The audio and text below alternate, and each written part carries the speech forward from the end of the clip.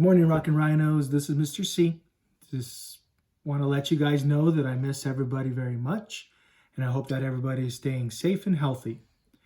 Today, I want to share one of my favorite books that I like to read with my boys. And after we read our book, we look at the recipe on the back, and we have a supper that is based off of this book. Pancakes for supper.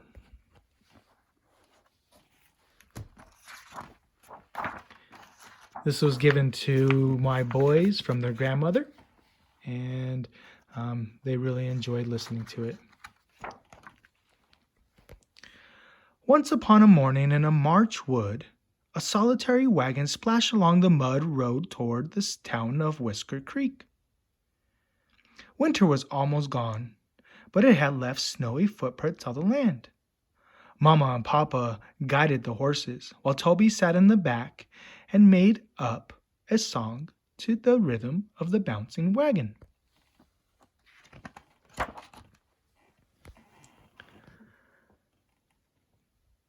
I've got a sky blue coat with purple lining, a sun yellow sweater with a green leaves twining, thick orange mittens and a matching cap, buck hide boots to keep up the damp, fuzzy red long johns and a dress of brown new clothes for Whisker Creek town. Suddenly, the wagon hit a big bump and sent Toby flying. Up she sailed, higher and higher and higher, past squirrels in the branches, past soaring eagles and feathery clouds, until she could no longer see her parents' wagon. Just then, as Toby was wondering if she would ever come down again, she began to fall.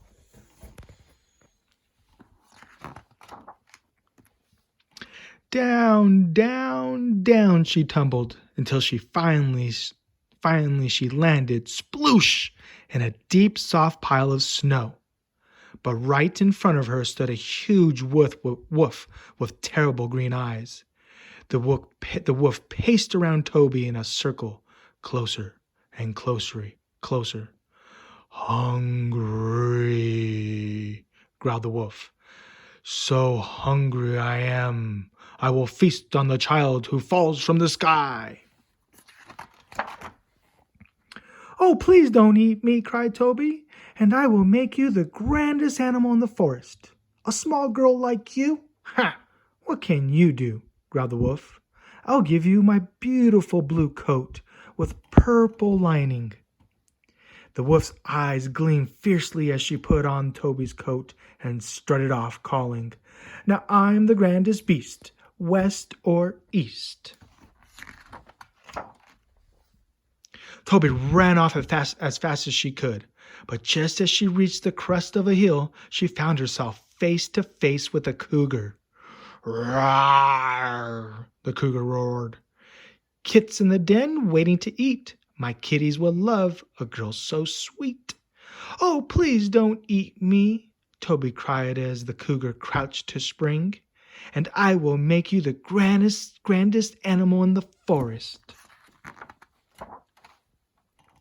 A small girl like you? Ha! What can you do? Roared the cougar. I will give you my beautiful yellow sweater, said Toby. The cougar gloated triumphantly as she strutted off in Toby's sweater, roaring, Now I'm the grandest beast, west or east.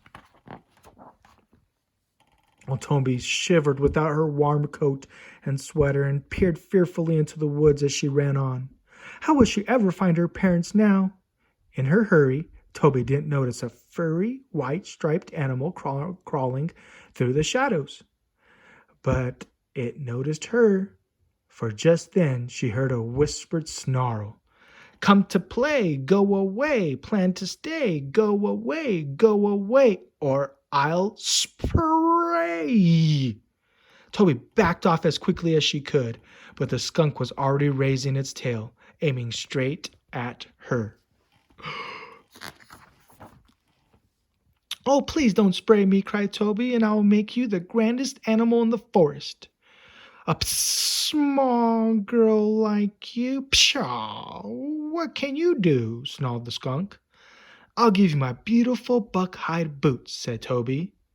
The skunk waddled over to pull the boots on its muddy front paws and strutted away, whispering, Now I'm the grandest beast, west or east. Toby ran off holding her nose until suddenly a porcupine jumped right in front of her, threatening her with its long, sharp quills. Approach me if you dare, but beware. If you try to pull my hair, beware. You haven't got a prayer if you touch me anywhere, so beware. Oh, don't strike me with your quills, cried Toby, and I will make you the grandest animal in the forest. A small girl like you? Ha! What can you do? I will give you my beautiful brown dress, said Toby. A minute later, the porcupine scrambled off wearing Toby's dress, bristling with pride and crying, Now I'm the grandest beast, west or east. Now, the only clothes Toby had on were her red long johns, her orange mittens, and her hat. She had just sat down to rub her frozen toes when a fierce growl arose behind her. There stood a bear, half as tall as a tree, and it drooled hungrily as it grunted. Girl for dinner, crunchy good, roasted on stack of wood, or should I stew her? Yes, I should. Young but ripe enough to eat, crunchy fingers, crunchy feet, dipped in honey, very sweet. Oh, please don't eat me, and I will make you the grandest animal in the forest, cried Toby. What can you do, little tasty and stew? I'll give you my beautiful orange mittens, said Toby, but the bear only laughed and came closer. What good would that do? I've got 4 paws, not 2. Toby thought fast. You can wear them on your ears, she told the bear. A minute later, the bear lumbered off, wearing Toby's mitten on her ears and thundering, Now I'm the grandest beast, west or east. Toby hurried off, rubbing her cold fingers, but she hadn't gone far when she heard a tremendous uproar. Oh no, thought Toby, the animals are all coming back to eat me, and she scurried up the nearest tree to hide. Soon, the wolf, cougar, skunk, porcupine, and bear appeared, roaring, growling, hissing and howling, yiping and yowling, and arguing over which of them was the grandest. The animals grew so angry that they began to chase each other. All their fine clothes fell off as they ran. They caught hold of each other's tails and raced around the trunk of a huge maple tree. Soon they were spinning so fast that Toby couldn't tell which animal was which. Round and round the animals whirled faster and faster until at last they melted into a great golden brown puddle at the base of the trunk.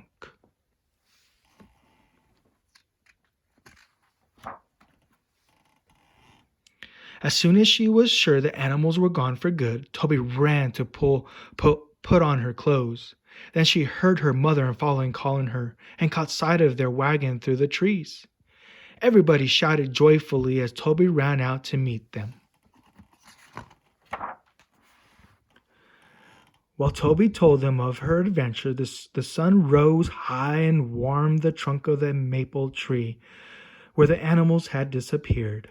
The tree began to stir with life after its long winter sleep, and soaked up the golden brown puddle from the root to branch. A woodpecker tapped holes in the bark, and sweet maple syrup began to trickle down. Pancakes for supper, shouted Toby as she held a shiny tin bucket to collect the syrup. We'll have the grandest feast, west or east, said Papa, and he built a fire in a clearing, while Mama mixed batter in a bowl.